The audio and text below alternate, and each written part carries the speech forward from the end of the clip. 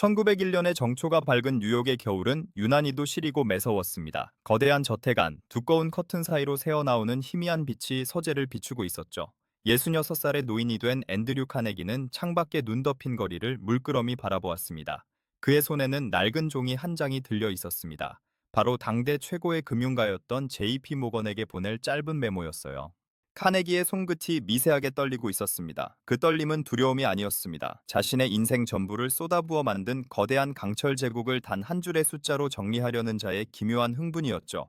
그는 천천히 만년필 끝에 잉크를 적셨습니다. 짙은 남색 잉크가 펜촉을 따라 흘러내려 하얀 종이 위로 떨어질 듯 맺혔습니다.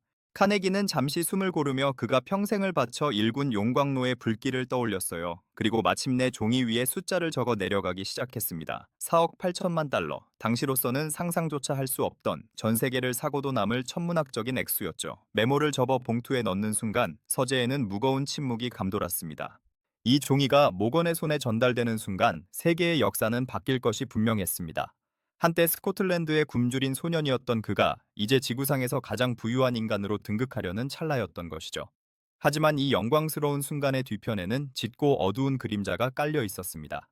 카네기는 눈을 감았습니다. 그러자 화려한 뉴욕의 저택 대신 낡고 습한 스코틀랜드 덤퍼린의 작은 오두막집이 보이기 시작했어요. 그것이 모든 이야기의 시작이었습니다. 1835년 앤드류 카네기가 태어난 곳은 단 한 칸의 방이 전부인 가난한 집이었습니다. 삐걱거리는 나무 문틈새로 차가운 북해의 바람이 사정없이 들이쳤고 방 안에서는 언제나 눅눅한 먼지 냄새와 실타래의 비릿한 향이 섞여났어요. 그의 아버지 윌리엄 카네기는 손으로 직접 천을 짜는 직조공이었습니다. 아침 일찍부터 밤늦게까지 배틀 앞에 앉아 리듬감 있게 북을 던지던 아버지의 넓은 등은 어린 앤드류에게 세상에서 가장 든든한 벽이었죠. 하지만 그 벽은 너무나 허무하게 무너져 내리고 말았습니다. 어느 날 아침이었어요. 평소라면 힘차게 돌아가야 할 배틀 소리가 들리지 않았습니다. 앤드류가 눈을 떴을 때 아버지는 배틀 앞에 멍하니 앉아 있었습니다. 마을의 증기기관으로 돌아가는 거대한 방직 공장이 들어선 것이었죠. 기계는 인간의 손보다 수십 배나 빨랐고 수백 배나 저렴했습니다. 아버지가 일주일 내내 정성을 들여 짠 천은 이제 아무도 찾지 않는 쓰레기나 다름없게 되었어요. 아버지가 고개를 떨구며 내뱉은 한숨 소리는 어린 앤드류의 가슴에 지워지지 않는 낙인을 찍었습니다. 아버지는 떨리는 손으로 배틀을 쓰다듬으며 중얼거렸어요. 이제 이 물건은 아무 소용이 없구나. 그 말은 소년에게 거대한 공포로 다가왔습니다. 기술의 변화가 한 가족의 삶을 어떻게 갈갈이 찢어놓는지 어린 앤드류는 본능적으로 깨달았던 것이죠. 끼니를 걱정해야 하는 날들이 이어졌습니다. 어머니 마거리 쓴 아이들의 굶주린 배를 채우기 위해 신발을 수선하고 밤새도록 바느질을 했습니다. 앤드류는 어머니의 거칠어진 손마디를 보며 입술을 깨물었습니다. 절대로 다시는 가난 때문에 내 가족이 눈물 흘리게 하지 않겠다고 맹세하고 또 맹세했죠. 1848년 가문의 모든 것을 정리한 카네기 가족은 희망이라는 이름의 도박을 걸기로 했습니다. 그들은 대서양을 건너는 낡은 범선 위로 몸을 실었습니다. 배 안의 환경은 지옥이나 다름없었습니다. 좁고 어두운 선실에는 수백 명의 이민자가 뒤엉켜 있었고 썩은 음식 냄새와 오물 냄새가 진동했습니다. 파도가 칠 때마다 배는 비명처럼 삐걱거렸고 사람들은 멀미와 질병에 시달리며 신음했죠. 앤드류는 배의 난간을 꽉 잡은 채 끝없는 수평선을 바라보았습니다. 뒤편에는 무너진 아버지가 있었고 앞에는 알 수 없는 거대한 대륙이 기다리고 있었습니다. 50일이 넘는 항해 끝에 마침내 뉴욕 항에 도착했을 때 13살 소년의 눈에 들어온 것은 자유의 여신상이 아니라 생존을 향한 거친 몸부림이었습니다. 하지만 도착한 미국 역시 만만한 곳은 아니었습니다. 카네기 가족이 정착한 곳은 펜실베이니아의 피츠버그, 당시 지옥의 뚜껑이 열린 도시라고 불리던 곳이었습니다. 도시 전체가 검은 매연으로 뒤덮여 있었고 강물은 공장에서 흘러나온 폐수로 기름진 빛을 띠고 있었죠. 앤드류는 학교에 가는 대신 면직 공장의 지하 보일러실로 향해야 했습니다. 12살 소년의 첫 직장이었습니다. 공장 지하는 숨이 막힐 듯한 열기로 가득했습니다. 거대한 보일러가 뿜어내는 수증기가 소년의 온몸을 적셨고 석탄가루가 눈과 코로 파고들었습니다. 앤드류는 하루 12시간 동안 뜨거운 증기 밸브를 돌리고 석탄을 날라야 했습니다. 손바닥은 금방 물집이 잡혀 터졌고 그 위로 다시 굳은 살이 박였습니다. 뜨거운 열기 속에서 정신이 아득해질 때마다 그는 스코틀랜드에서 본 아버지의 절망적인 표정을 떠올렸습니다. 여기서 무너지면 끝이다. 여기서 살아남아야만 한다. 소녀는 이를 악물고 밸브를 조였습니다. 주급은 고작 1달러 20센트였습니다. 토요일 저녁 검게 그을린 손으로 그 작은 지폐를 받아 쥐었을 때 앤드류는 눈물을 흘렸습니다. 그것은 단순히 돈이 아니라 자신의 노동이 가치를 인정받았다는 첫 번째 증표였기 때문이죠. 그는 그 길로 시장으로 달려가 어머니를 위한 작은 선물을 샀습니다. 가난의 사슬을 끊어내기 위한 소년의 위대한 첫걸음이었던 셈입니다. 공장 생활은 고됐지만 앤드류는 그곳에만 머물 생각이 없었습니다. 그는 틈만 나면 공장 밖의 세상을 관찰했습니다. 어느 날 그는 우연히 전보 배달원을 모집한다는 공고를 보게 됩니다. 그것은 그에게 주어진 첫 번째 기회이자 비참한 지하 생활에서 탈출할 수 있는 유일한 비상구였습니다. 앤드류는 망설임 없이 공장을 그만두고 전보국으로 달려갔습니다. 하지만 전보국장은 초라한 행색의 소년을 미덥지 않은 눈초리로 바라보았죠. 앤드류는 그 눈빛에 굴하지 않고 똑바로 고개를 들었습니다. 저에게 기회를 주십시오. 누구보다 빨리 달릴 자신 있습니다. 소년의 목소리에는 간절함을 넘어선 어떤 결기가 서려 있었습니다. 전보 배달원이 된 앤드류는 피츠버그의 거리를 미친 듯이 달리기 시작했습니다. 그는 단순히 전보를 배달하는 것에 그치지 않았습니다. 도시의 모든 지리와 주요 건물의 위치, 그리고 그곳에 사는 유력 인사들의 이름을 통째로 외워버렸습니다. 전보를 건네주며 그는 상대방의 표정과 말투, 그들이 나누는 대화의 조각들을 머릿속에 저장했습니다. 이 정보들이 언젠가 자신의 무기가 될 것임을 직감했던 것이죠. 어느 날 새벽, 전보국에 긴급한 메시지가 도착했습니다. 하지만 담당 기사가 아직 출근하지 않은 상태였죠. 앤드류는 잠시 고민했습니다. 당시 전신 기사는 고도의 숙련된 기술이 필요한 전문직이었고 배달 소년이 기계를 만지는 것은 금기였습니다. 하지만 앤드류는 평소 기사들이 어깨 너머로 가르쳐주던 모스 부호를 이미 완벽하게 익히고 있었습니다. 그는 조심스럽게 전신기에 손을 얹었습니다. 틱틱틱틱 정적을 깨는 명쾌한 소리가 울려 퍼졌습니다. 그의 손가락 끝에서 복잡한 신호들이 문장이 되어 피어올랐습니다. 그 순간 앤드류 카네기는 깨달았습니다. 정보와 속도 그리고 남들이 주저할 때 먼저 움직이는 결단력이 세상을 지배한다는 사실을 말입니다. 잿빛 매연으로 가득했던 피츠버그의 하늘 아래에서 한 소년의 가슴 속에 거대한 야망의 불길이 타오르기 시작했습니다. 그것은 장차 미국 전역의 용광로를 달굴 그 어떤 불길보다 뜨거운 열망이었습니다. 이제 소년은 전보 배달부에서 한 단계 더 높은 곳으로 도약할 준비를 마쳤습니다. 그의 앞에 나타난 운명의 스승 톰 스콧과의 만남이 다가오고 있었기 때문입니다. 전보 구간의 공기는 언제나 팽팽한 긴장감으로 가득했습니다. 쉼없이 울려대는 전신기의 기계음은 마치 도시의 심장박동 소리 같았죠. 앤드류 카네기는 그 소란 속에서도 자신만의 리듬을 찾아내곤 했습니다. 그러던 어느 날 전보국 문을 열고 들어온 한 남자가 앤드류의 인생을 통째로 뒤흔들어 놓았습니다. 그는 펜실베이니아 철도 회사의 서부지구 책임자였던 토마스 스콧이었습니다. 스콧은 당시 미국에서 가장 촉망받는 철도 경영자 중 한 명이었고 그의 눈은 날카롭고 예리했습니다. 그는 전보국 안에서 유독 빠르고 정확하게 업무를 처리하는 작은 체구의 소년 앤드류를 눈여겨보았습니다. 스콧은 앤드류에게 다가가 나직하지만 힘있는 목소리로 물었습니다. 얘야, 나를 위해 일해볼 생각이 없느냐? 그 제안은 소년에게 떨어진 벼락 같은 기회였습니다. 1853년 17살의 앤드류 카네기는 스콧의 개인 비서이자 전신기사로 철도 회사에 입성하게 됩니다. 당시 철도는 단순한 교통수단이 아니었습니다. 그것은 거대한 대륙의 혈관이었고 산업화라는 거대한 파도의 심장이었죠. 앤드류는 스콧의 곁에서 경영의 핵심을 배우기 시작했습니다. 스콧의 사무실은 항상 담배 연기가 자욱했고 책상 위에는 복잡한 노선도와 숫자가 적힌 서류들이 산더미처럼 쌓여 있었습니다. 앤드류는 그 연기 사이를 기민하게 움직이며 스콧의 눈과 귀가 되어 주었습니다. 어느 날 새벽, 앤드류의 인생을 바꾼 결정적인 사건이 발생했습니다. 펜실베이니아 철도 노선에서 대형 열차 사고가 발생한 것이었죠. 화물 열차가 탈선하면서 선로가 뒤엉켰고 뒤따라오던 기차들이 꼬리에 꼬리를 물고 멈춰 섰습니다. 노선 전체가 거대한 주차장처럼 변해버린 절체절명의 순간이었습니다. 설상가상으로 책임자인 톰 스콧은 자리에 없었습니다. 현장 관리자들은 어찌할 바를 몰라 발만 동동 구르고 있었고 전신기는 독촉하는 신호음을 비명처럼 내지르고 있었죠. 앤드류의 심장이 빠르게 뛰기 시작했습니다. 그는 잠시 눈을 감고 스콧이라면 어떻게 했을지 상상했습니다. 그리고 결심한 듯 전신기에 손을 올렸습니다. 상사의 허락도 없이 그는 스콧의 이름을 빌려 명령을 내리기 시작했습니다. 첫 번째 열차는 옆 선로로 대피시켜라. 두 번째 열차는 후진하라. 사고 차량은 즉시 선로 밖으로 밀어내라. 그의 손가락이 건반을 두드릴 때마다 쇠사슬처럼 묶여있던 열차들이 하나둘 움직이기 시작했습니다. 그것은 엄청난 도박이었습니다. 만약 명령이 잘못되어 또 다른 사고가 났다면 앤드류의 경력은 그날로 끝났을 것입니다. 하지만 소녀는 확신하고 있었어요. 복잡한 철도망의 흐름을 누구보다 완벽하게 이해하고 있었던 것이죠. 몇 시간 후 스콧이 사무실로 돌아왔을 때 상황은 이미 완벽하게 정리되어 있었습니다. 모든 열차가 제 갈 길을 가고 있었고 혼란의 흔적은 어디에도 없었죠. 스콧은 말없이 서류를 훑어보았습니다. 앤드류는 마른 침을 삼키며 처벌을 기다렸습니다. 하지만 스콧은 화를 내는 대신 앤드류를 빤히 바라보았습니다. 그리고 입가에 엷은 미소를 띄우며 혼잣말처럼 중얼거렸어요. 내 꼬마 비서가 사고를 쳤군. 아주 훌륭하게 말이야. 이 사건을 계기로 앤드류 카네기는 단순한 비서를 넘어 스콧의 가장 신뢰받는 파트너로 성장하게 됩니다. 그리고 여기서 그는 자본주의의 가장 핵심적인 비밀 하나를 목격하게 되죠. 바로 돈이 돈을 버는 마법, 투자의 원리였습니다. 톰 스콧은 어느 날 앤드류를 불러 아담스 익스프레스라는 회사의 주식 10주를 사보라고 권유했습니다. 당시 앤드류에게는 거금이었던 500달러가 필요했죠. 어머니 마거리슨 아들의 눈빛에서 확신을 읽었습니다. 그녀는 집을 담보로 대출을 받아 돈을 마련해 주었습니다.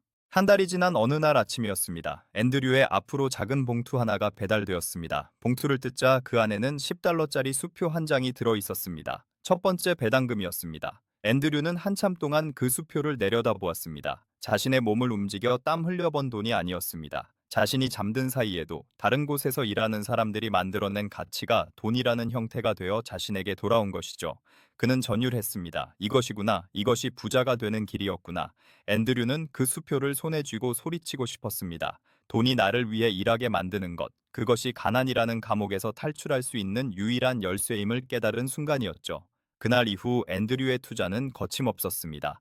침대차 회사인 우드러프에 투자하여 막대한 수익을 올렸고 석유 산업의 가능성을 보고 펜실베이니아의 유정에도 손을 뻗었습니다. 20대 후반의 나이에 그는 이미 연봉의 몇 배가 넘는 배당 수익을 거두는 신흥 자산가가 되어 있었던 것이죠.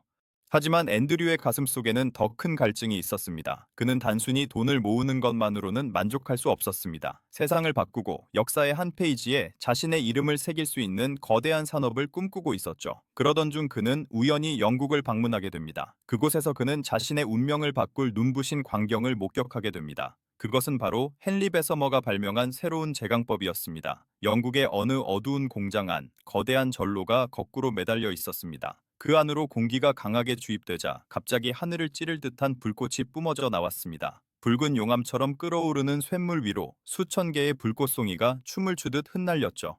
그것은 마치 태양이 지상으로 내려온 것 같은 장엄한 광경이었습니다. 무쇠보다 훨씬 단단하고 질기면서도 대량 생산이 가능한 기적의 금속, 강철이 탄생하는 순간이었습니다. 앤드류 카네기는 그 불꽃 앞에서 얼어붙었습니다. 뜨거운 열기가 그의 얼굴을 덮쳤지만 그는 눈을 뗄 수 없었습니다. 저것이다. 저 강철이 세상을 뒤덮을 것이다. 나무로 지은 다리가 무너지고 무쇠로 만든 선로가 깨져나가는 시대는 끝났다. 이제는 강철의 시대가 올 것이다. 그는 확신했습니다. 강철은 곧 미국이라는 나라의 뼈대가 될 것이고 자신이 그 뼈대를 만드는 주인이 되겠노라고 말이죠. 피츠버그로 돌아오는 배 안에서 앤드류는 한잠도 이룰 수 없었습니다. 그의 머릿속에는 이미 수십 개의 용광로가 타오르고 있었고 거대한 강철 다리가 대륙의 강들을 가로지르고 있었습니다. 그는 자신이 가진 모든 주식과 자산을 팔기 시작했습니다. 주변 사람들은 미쳤다고 말했습니다. 안정적인 수익이 보장된 철도와 석유 사업을 버리고 아직 검증되지 않은 강철 산업에 모든 것을 거는 것은 자살 행위나 다름없어 보였기 때문이죠. 하지만 카네기는 멈추지 않았습니다. 그는 피츠버그 근교의 에드거 톰슨 제강소 부지를 매입했습니다. 자신의 은인인 톰 스콧의 이름을 딴 공장이었죠. 그것은 단순히 예우를 갖추기 위한 것이 아니었습니다. 철도 회사들의 대량 구매를 유도하기 위한 치밀한 계산이 깔린 전략이었습니다. 카네기는 이제 더 이상 전보를 나르던 소년도 철도 회사의 비서도 아니었습니다. 그는 강철이라는 새로운 제국의 황제가 되기 위한 첫 번째 전투를 준비하고 있었습니다. 그의 앞에는 이제껏 경험하지 못한 거대한 시련과 성공, 그리고 피비린내 나는 투쟁이 기다리고 있었습니다. 미시시피강의 물줄기는 거칠고도 도도했습니다. 미국 대륙을 남북으로 가로지르는 이 거대한 강은 당시 서부 개척을 가로막는 가장 큰 장벽이었죠. 사람들은 강을 건너기 위해 위태로운 나룻배에 몸을 실어야 했고 기차 역시 강둑에서 멈춰서야 했습니다. 세인트루이스에 이 강을 가로지르는 거대한 다리를 놓겠다는 계획이 발표되었을 때 세상 사람들은 모두 비웃었습니다. 강바닥의 모래층이 너무 깊어 교각을 세우는 것 자체가 불가능해 보였기 때문입니다. 하지만 앤드류 카네기는 이 무모한 계획에서 거대한 기회를 일궈냈습니다. 그는 이 다리를 나무나 무쇠가 아닌 오직 강철로만 짓겠다고 선언했죠. 당시 사람들에게 강철은 그저 칼이나 시계 태엽을 만드는 특수한 금속일 뿐이었습니다. 집채만 한 기차가 지나다니는 다리를 강철로 만든다는 것은 마치 유리로 성벽을 쌓겠다는 말처럼 허무맹랑하게 들렸습니다. 하지만 카네기는 고집을 꺾지 않았습니다. 그는 건축가 제임스 이즈와 손을 잡고 강철 다리 건설이라는 인류 역사상 전례 없는 도박에 뛰어들었습니다. 공사 현장은 매일이 전쟁터와 같았습니다. 뜨거운 태양 아래 인부들의 함성 소리와 거대한 망치질 소리가 강변을 가득 채웠습니다. 카네기는 공사 현장을 수시로 방문하며 상황을 점검했습니다. 그의 구두는 진흙으로 범벅이 되었고 코끝에는 항상 금속성 냄새와 뜨거운 쇳물 기운이 감돌았습니다. 하지만 시련이 닥쳐왔습니다. 공사가 길어지면서 막대한 자금이 바닥나기 시작한 것이죠. 투자자들은 불안에 떨며 자금 회수를 요구했고 언론은 이 다리가 곧 무너질 것이라며 악의적인 기사를 쏟아냈습니다. 앤드류 카네기는 벼랑 끝에 선 심정이었습니다. 그는 잠을 이룰 수 없었습니다. 만약 이 다리가 실패한다면 그가 일군 모든 명성과 재산은 미시시피강의 차가운 물속으로 영원히 가라앉을 터였습니다. 그는 매일 밤 서재에서 복잡한 수치들을 검토하며 계산기를 두드렸습니다. 그의 눈은 핏발이 서 있었고 입술은 바짝 타들어갔습니다. 마침내 1874년 거대한 강철 아치 3개가 강 위로 웅장한 자태를 드러냈습니다. 바로 이즈 브리지의 완성이었죠. 하지만 사람들의 의구심은 여전했습니다. 저 얇고 가느다란 금속 다리가 정말 기차의 무게를 견딜 수 있을까? 사람들은 다리 근처에 가기조차 두려워했습니다. 카네기는 여기서 기발한 심리전을 준비했습니다. 당시 사람들 사이에는 코끼리는 절대 무너질 것 같은 다리 위를 걷지 않는다는 기묘한 미신이 있었거든요. 카네기는 유명한 서커스단에서 가장 덩치가 큰 코끼리를 빌려왔습니다. 운명의 날, 수만 명의 시민이 강변으로 구름처럼 몰려들었습니다. 정적만이 감도는 가운데 거대한 코끼리가 조련사의 인도를 받으며 다리 입구에 섰습니다. 코끼리가 첫 발을 내딛는 순간 사람들은 숨을 죽였습니다. 강철 선로가 미세하게 울리는 소리가 들렸고 강바람은 차갑게 불어왔습니다. 하지만 코끼리는 아무런 망설임 없이 육중한 발걸음을 옮겨 다리 중앙으로 나아갔습니다. 코끼리가 강 반대편에 도착했을 때 현장은 터져나올 듯한 환호성으로 가득 찼습니다. 뒤이어 수십 대의 기차가 증기를 내뿜으며 다리를 건너갔죠. 이 승리는 단순히 다리 하나를 놓은 것이 아니었습니다. 그것은 강철의 시대가 열렸음을 전 세계에 선포한 사건이었습니다. 카네기의 이름은 이제 미국 전역에 알려졌고 철도 회사들은 앞다투어 그에게 강철 선로를 주문하기 시작했습니다. 하지만 성공의 기쁨도 잠시 1873년 미국 경제를 뒤흔든 대공황이 닥쳐왔습니다. 은행들이 문을 닫고 공장들이 멈춰 섰습니다. 수많은 기업가가 파산의 구렁텅이로 떨어졌고 피츠버그의 거리에는 실직한 노동자들이 넘쳐났습니다. 모두가 공포에 질려 뒷걸음질 칠 때 카네기는 오히려 공격적인 행보를 보였습니다. 그는 남들이 자산을 헐값에 팔아치울 때 그 자산들을 사들였습니다. 비결은 철저한 비용 절감이었습니다. 카네기는 공장의 모든 공정을 현미경으로 들여다보듯 분석했습니다. 나사 하나, 석탄 한 바구니의 가격까지 직접 챙겼죠. 그는 입버릇처럼 말했습니다. 비용을 감시하라. 그러면 이익은 알아서 따라올 것이다. 그는 경쟁사들이 높은 가격에 물건을 팔 때 생산 단가를 획기적으로 낮추어 시장을 장악해 나갔습니다. 그의 경영 방식은 냉혹하기 이를 데 없었습니다. 카네기는 공장장들 사이에 치열한 경쟁을 붙였습니다. 매주 각 공장의 생산 실적을 공개했고 1등을 한 공장장에게는 훈장을 주었지만 꼴찌를 한 사람에게는 자존심을 짓밟는 독서를 퍼부었죠. 공장 안은 언제나 팽팽한 긴장감으로 가득했습니다. 용광로의 불길보다 더 뜨거운 것은 동료를 이겨야 한다는 생존 본능이었습니다.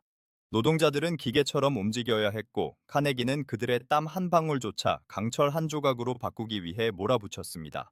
어느 날 카네기는 피츠버그의 거대한 용광로 앞에서 한 노련한 노동자를 만났습니다. 그의 얼굴은 화상 자국으로 가득했고 손은 굳은 살로 딱딱하게 굳어 있었죠.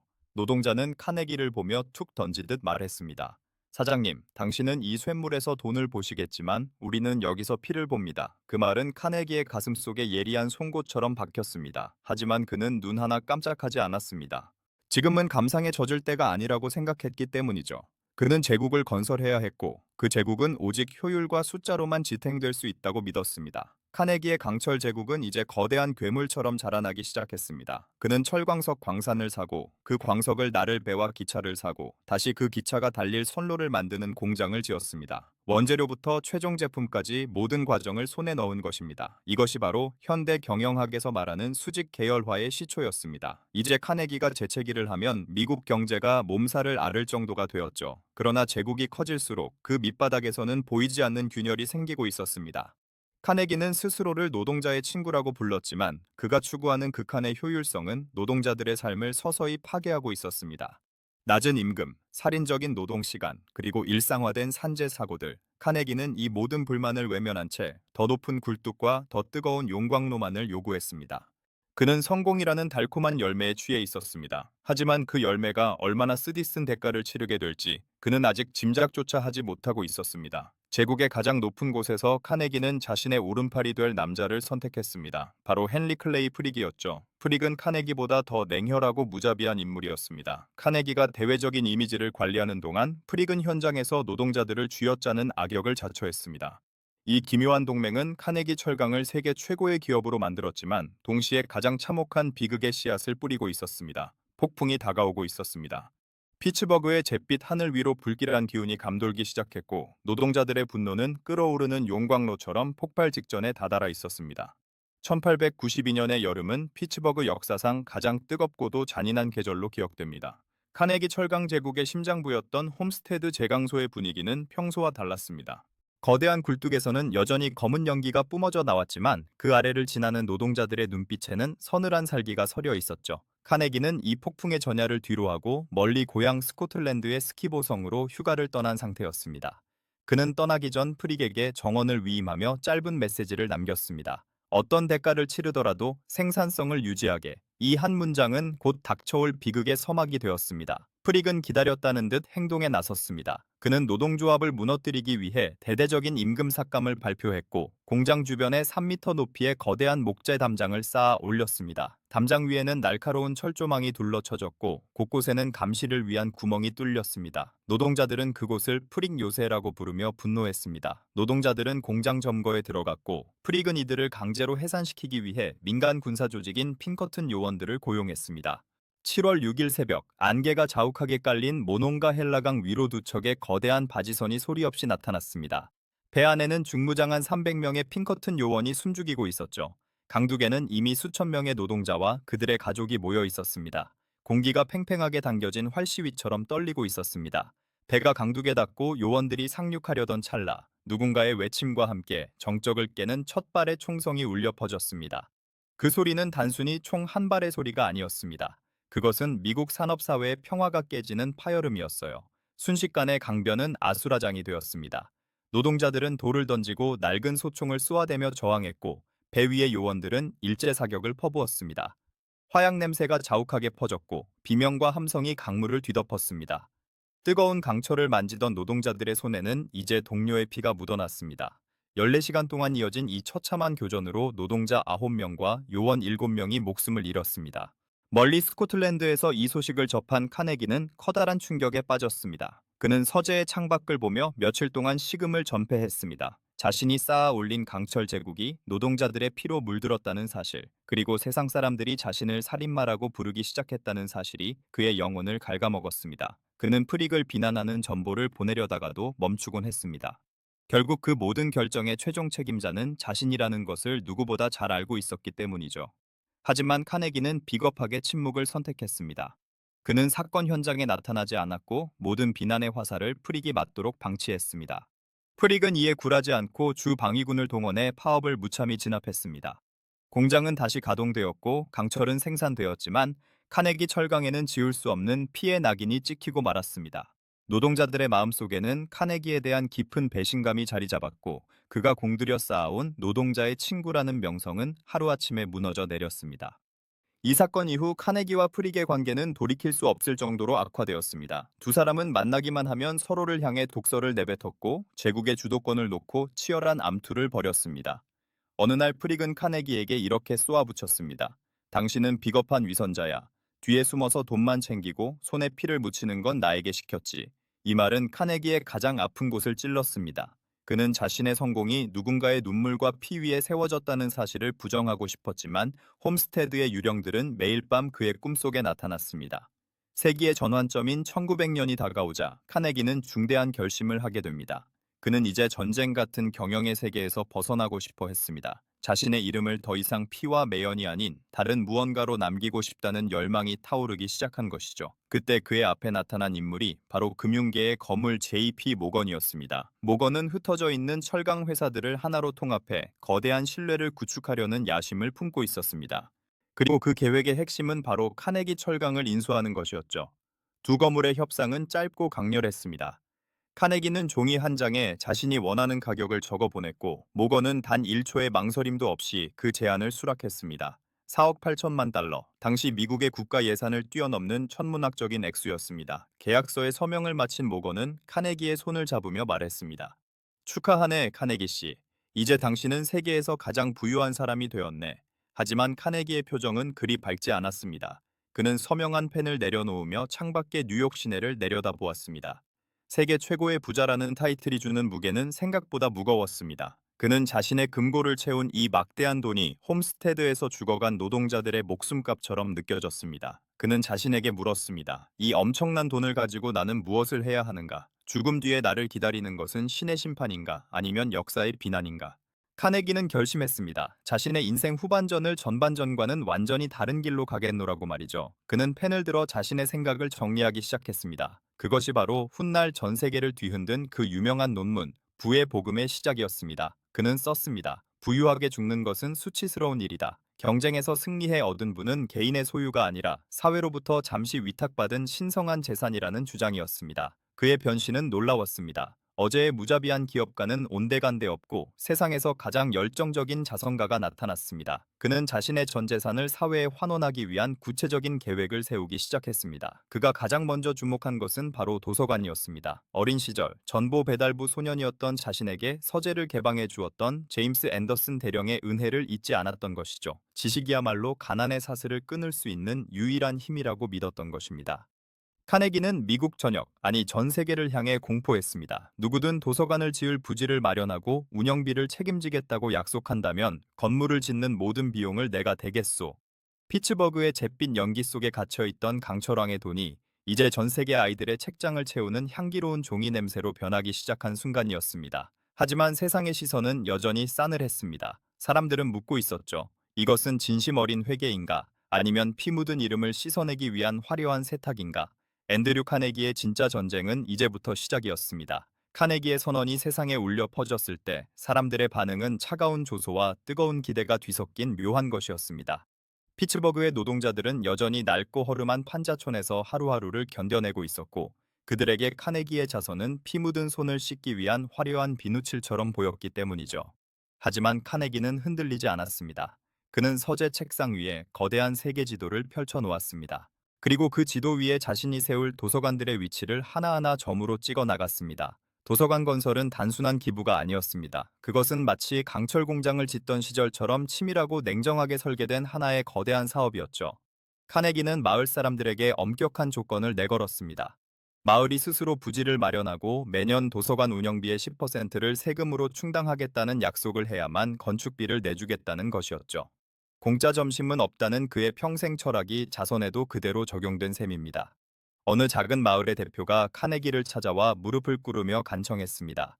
우리 마을은 너무 가난해서 부지를 살 돈조차 없습니다. 제발 그냥 좀 도와주십시오. 하지만 카네기는 차갑게 고개를 저었습니다. 스스로 일어서려는 의지가 없는 곳에는 내 돈이 갈 자리가 없습니다. 지식은 구걸하는 자가 아니라 쟁취하는 자의 것입니다. 그의 목소리는 강철처럼 단단했고 눈빛은 흔들림이 없었습니다. 이 냉정한 태도는 수많은 비난을 샀지만 역설적으로 그가 세운 도서관들이 훗날 지역사회의 자부심으로 뿌리내리는 밑거름이 되었습니다. 1880년대 후반부터 시작된 이 거대한 프로젝트는 걷잡을 수 없는 속도로 번져나갔습니다. 미국 전역은 물론이고 고향 스코틀랜드, 아일랜드, 멀리 뉴질랜드와 서인도 제도까지 카네기 도서관의 붉은 벽돌 건물이 들어서기 시작했습니다.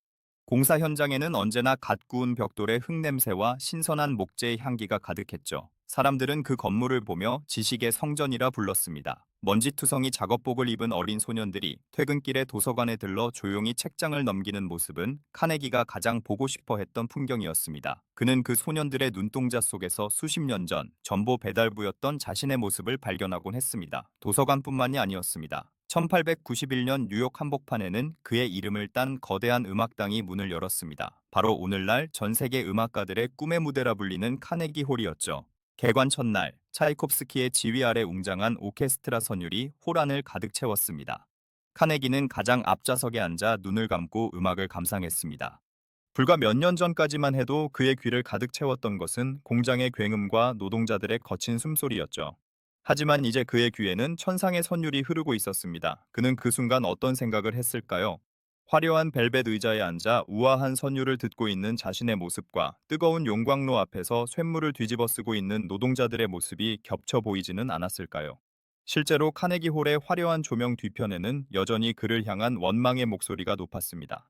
한 신문 기자는 카네기 홀의 음향이 훌륭한 이유는 그 건물이 노동자들의 뼈와 살로 지어졌기 때문이라고 독서를 퍼붓기도 했습니다. 카네기는 이러한 비난을 외면하지 않았습니다. 오히려 그는 자신의 철학을 더욱 정교하게 다듬었습니다. 그는 대학을 세우고 과학연구재단을 만들었으며 교사들의 연금을 지원하는 기금을 조성했습니다. 돈을 쓰는 속도가 돈을 벌 때보다 훨씬 빨랐습니다. 그는 매일 아침 비서로부터 전날의 기부 실적을 보고받았습니다. 얼마를 더 썼는가가 그의 새로운 성적표가 된 것이죠. 그는 자신의 돈이 고여 있는 웅덩이가 아니라 세상을 향해 굽이쳐 흐르는 강물이 되기를 원했습니다. 하지만 그의 마음 한구석에는 여전히 아물지 않은 상처가 있었습니다. 바로 홈스테드 파업의 악몽이었죠. 그는 자선을 통해 세상과 화해하려 노력했지만 과거의 유령들은 집요하게 그를 따라다녔습니다. 어느 날 카네기는 은퇴 후 스코틀랜드의 성에서 휴식을 취하던 중 옛 동료였던 프릭으로부터 편지 한 통을 받게 됩니다. 프릭은 죽음을 앞두고 카네기에게 만나자는 메시지를 보낸 것이었죠. 카네기는 잠시 망설이다 비서를 통해 짧은 답장을 보냈습니다. 지옥에서 보세, 우리는 거기서 만날 운명이니까. 이 짧고 서늘한 대답은 두 사람이 평생 지고 갔던 증오와 죄책감의 깊이를 보여줍니다. 카네기는 자신이 천국에 갈 수 있을 것이라고 확신하지 못했습니다. 그가 지은 수천 개의 도서관과 음악당이 자신의 손에 묻은 피를 완전히 닦아내줄 수 없음을 그는 누구보다 잘 알고 있었던 것이죠. 그의 자선은 점차 인류 평화라는 더 거대한 주제로 옮겨갔습니다. 그는 전쟁이 없는 세상을 꿈꾸며 국제사법재판소의 건물을 짓는 데 거액을 기부했습니다.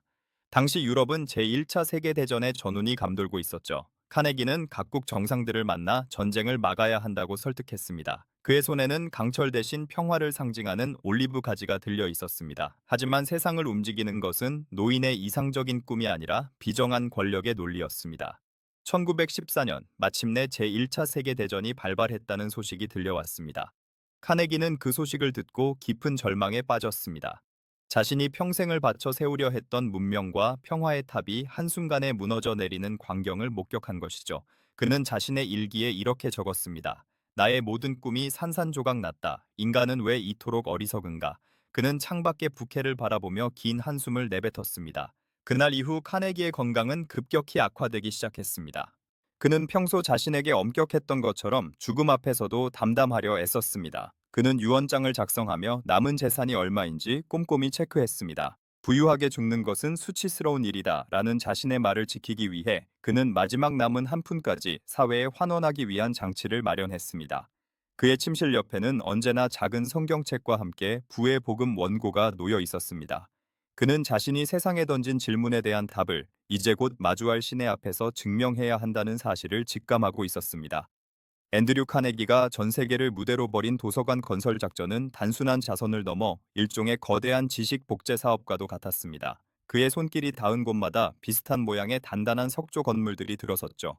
입구 위에는 예외 없이 앤드류 카네기가 기증함이라는 문구가 새겨져 있었습니다. 사람들은 그 문구를 보며 강철왕의 위엄을 느꼈지만 카네기 본인에게 그 이름은 자만심의 표현이라기보다는 일종의 강박에 가까웠습니다.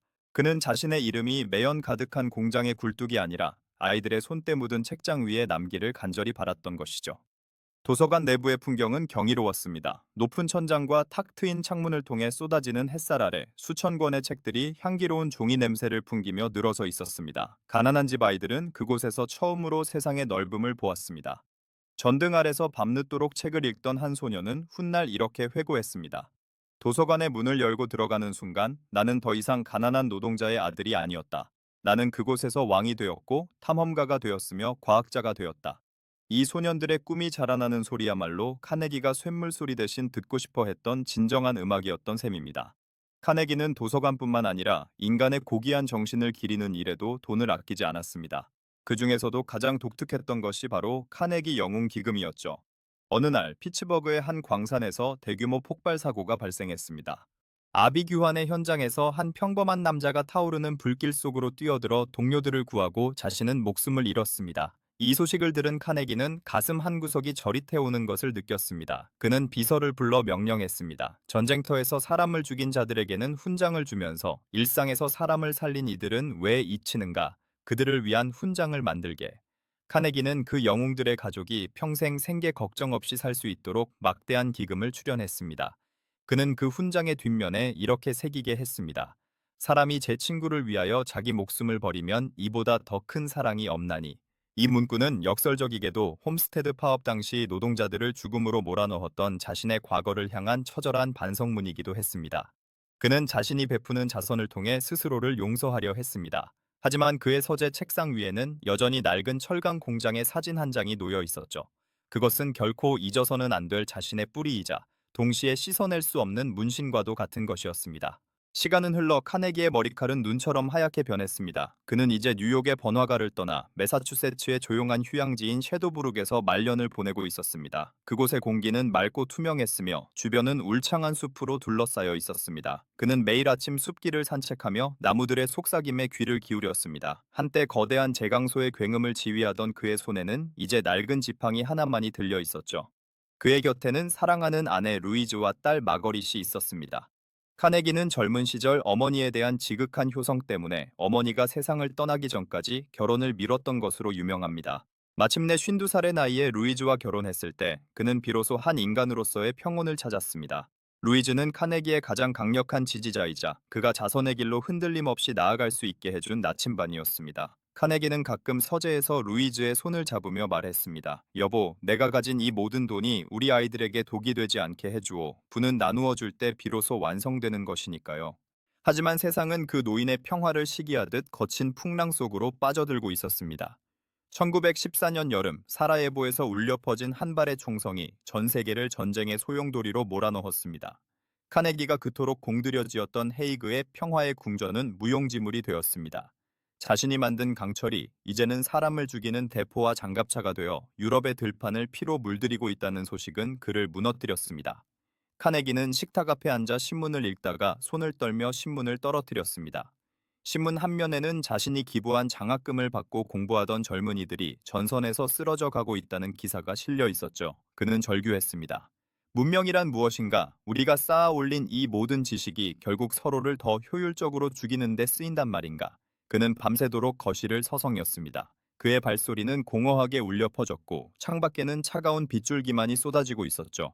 전쟁은 4년 동안 이어졌고 그 사이 카네기의 생명력도 서서히 고갈되어 갔습니다. 그는 더 이상 대중 앞에 나타나지 않았습니다. 침대에 누워 지내는 시간이 많아졌고 그의 눈동자는 점점 초점을 잃어갔습니다. 하지만 정신이 맑아질 때마다 그는 비서를 불러 남은 재산을 확인했습니다. 그리고 아직 돈이 남아있다는 보고를 받으면 인상을 찌푸리며 말했습니다. 더 서두르게, 내가 죽기 전에 이 돈들이 필요한 곳으로 흘러가게 해야 하네. 부유하게 죽는 것은 수치라는 그의 신념은 마지막까지 그를 채찍질하고 있었습니다. 1919년 8월 11일 새벽이었습니다. 섀도브룩 저택에는 정적만이 감돌고 있었습니다. 창가에 앉은 새 한 마리가 지저귀는 소리에 카네기는 천천히 눈을 떴습니다. 그는 곁에 앉아 밤을 새운 루이즈의 손을 꼭 쥐었습니다. 그의 입술이 미세하게 떨렸습니다. 그는 무언가 말을 하려 했지만 목소리가 나오지 않았습니다. 그는 대신 루이즈를 향해 엷은 미소를 지어 보였습니다. 그것은 모든 짐을 내려놓은 자의 평온한 미소였습니다. 그날 오전 위대한 철강광이자 인류 역사상 가장 거대한 자선가였던 앤드류 카네기는 84살의 일기로 세상을 떠났습니다.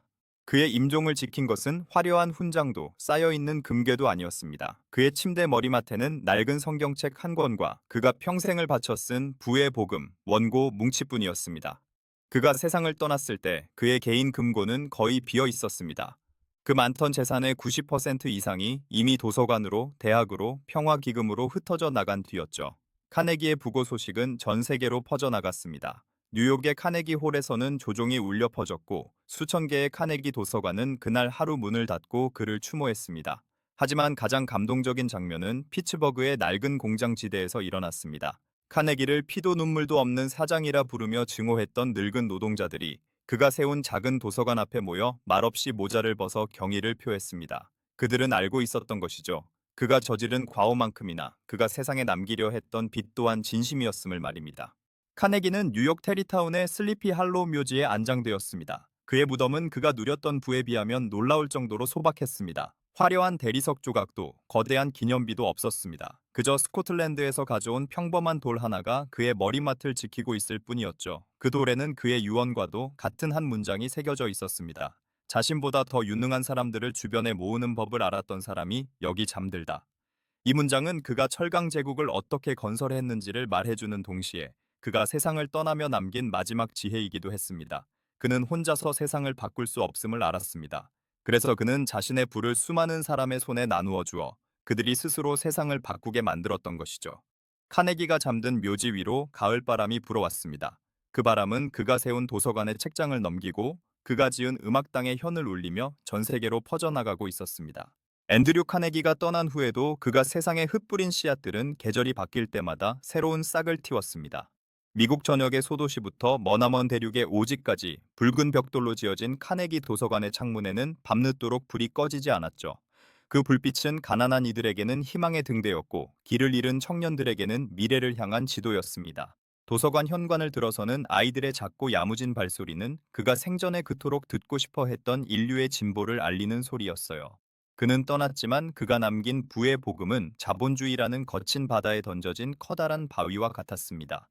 그 바위가 만들어낸 파동은 당시의 또 다른 거부였던 록펠러를 움직였고 훗날 빌 게이츠와 워런 버핏 같은 현대의 자선가들에게로 이어졌죠.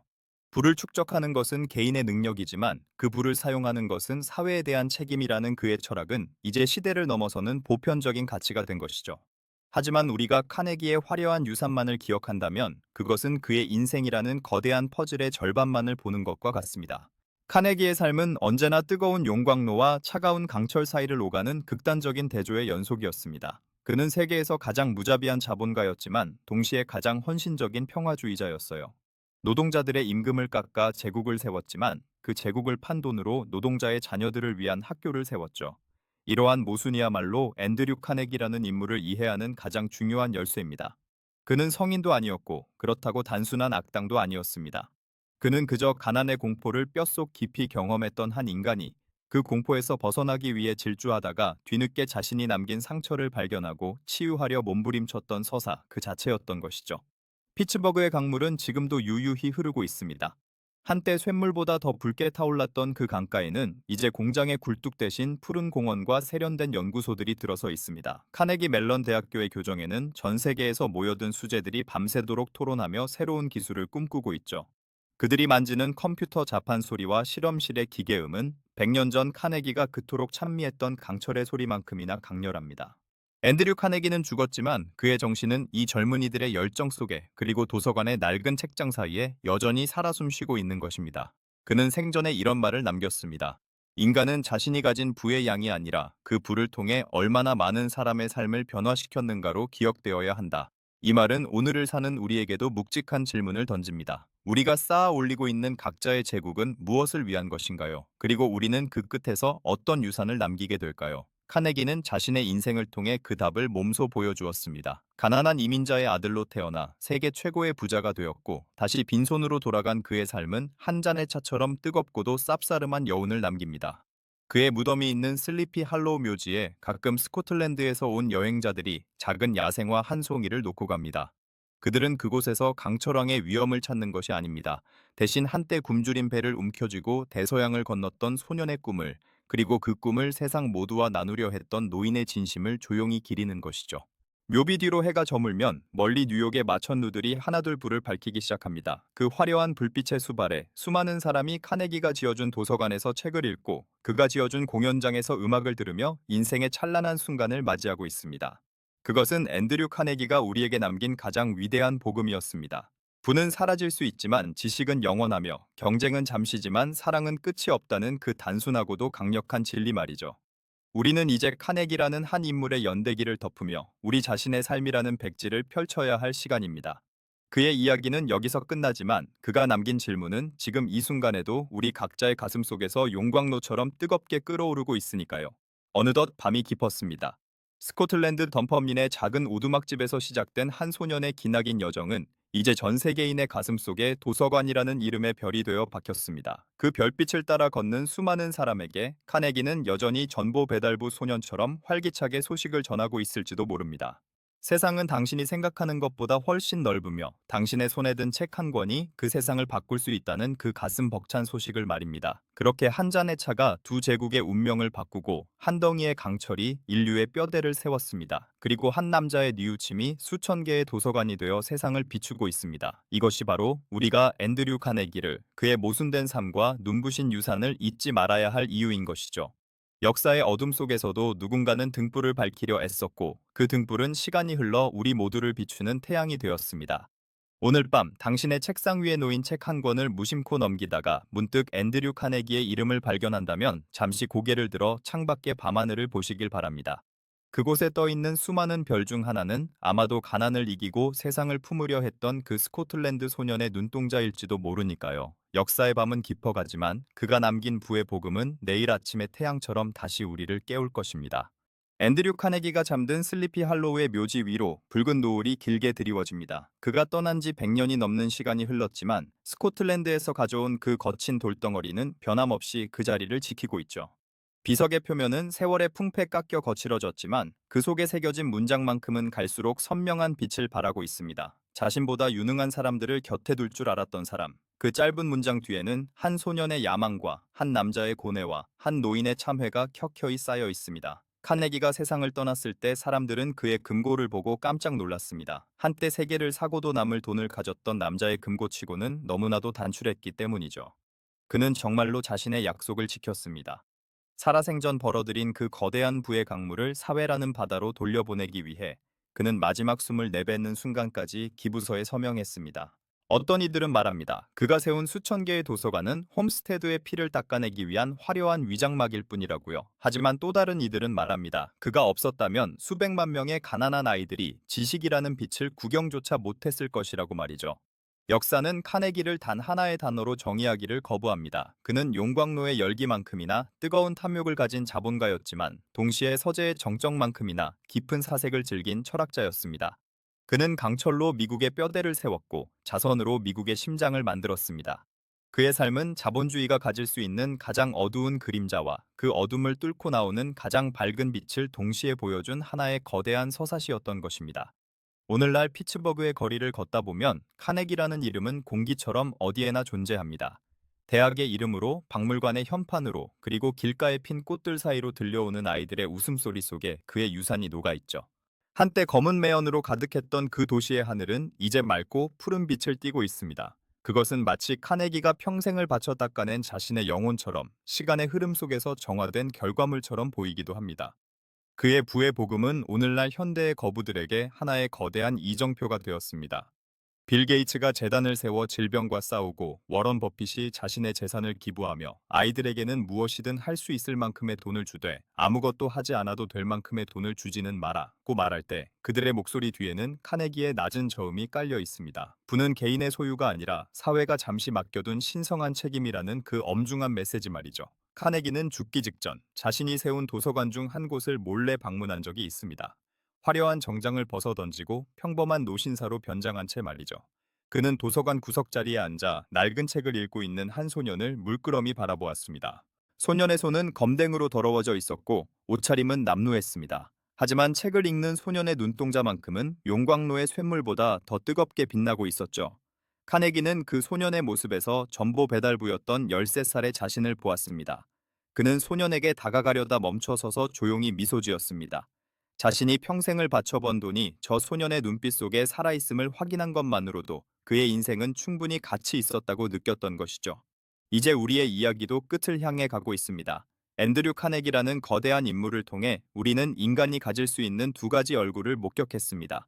하나는 경쟁에서 승리하기 위해 수단과 방법을 가리지 않는 냉혹한 승부사의 얼굴이고, 다른 하나는 그 승리의 결실을 인류의 진보를 위해 기꺼이 내놓는 따뜻한 자성가의 얼굴입니다. 우리는 이 두 얼굴 중 무엇이 진짜 카네기인지 묻지 않기로 합니다. 그 두 얼굴 모두가 바로 우리 인간의 모습이며 우리가 만들어가야 할 미래의 양면성이기 때문입니다. 카네기가 남긴 마지막 유산은 도서관 건물도 음악당의 화려함도 아닙니다. 그것은 바로 희망이라는 이름의 가능성입니다. 아무리 가난한 곳에서 태어났을지라도 지식을 갈구하고 세상을 향해 도전한다면 누구나 역사의 주인공이 될 수 있다는 그 믿음 말이죠. 그는 자신의 삶을 통해 그 가능성을 증명했고, 남은 이들이 그 길을 따라올 수 있도록 수천 개의 등불을 밝혀두었습니다.